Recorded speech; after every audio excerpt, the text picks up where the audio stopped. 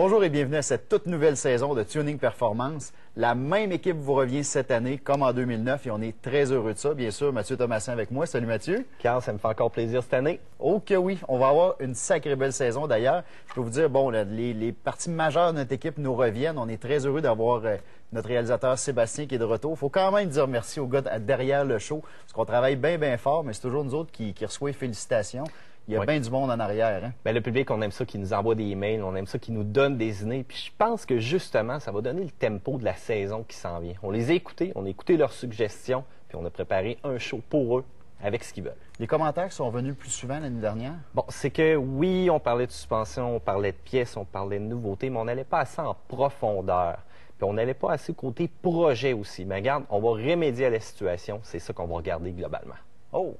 Intéressant. D'ailleurs, on a un nouveau membre de l'équipe, Jean-François Préjean, qui est un gars de médias, qui travaille très fort avec nous autres, qui fait beaucoup de recherches. Je peux te dire qu'il rend notre vie particulièrement facile cette année. Donc, vous devriez voir une bonne différence en 2010. Je peux vous dire ce qu'on veut faire. Là, on a sorti quand même là, pour la saison des sujets vraiment qui nous intéressent beaucoup. Outre le fait, c'est certain que l'année passée, on a parlé de bien des sujets différents. On veut les développer. On parlait tout à l'heure de suspension, des exemples comme ça. Bon, oui, la suspension, on vous a montré c'est quoi un coilover, quelle est la fonction. Cette année, on va essayer d'aller plus loin en vous montrant comment les travailler, ces items-là, comment les ajuster, pourquoi on fait cet ajustement-là, comment la voiture va se comporter. Puis aller chercher le meilleur de la performance. Bien, c'est le but de l'émission. On va essayer de faciliter la vie. Il y a aussi le fait qu'il y a beaucoup de gens qui montent des projets et ça fait partie des commentaires qu'on reçoit régulièrement. Je veux monter une voiture, j'ai 10 000, 20 000, 5 000 de budget. Qu'est-ce que je choisis comme voiture? Qu'est-ce que je choisis comme plateforme? Puis pourquoi? Donc, c'est des questions qu'on va se poser cette année. Bien, c'est des questions à la base aussi qui vont influencer le futur. Parce que quand tu commences un projet, bien, en tout cas, je sais pas pour l'ensemble du monde, mais moi, là, j'aime ça le terminer à bout puis d'être content. Fait qu'à quelque part, il ne faut pas que je me trompe au début.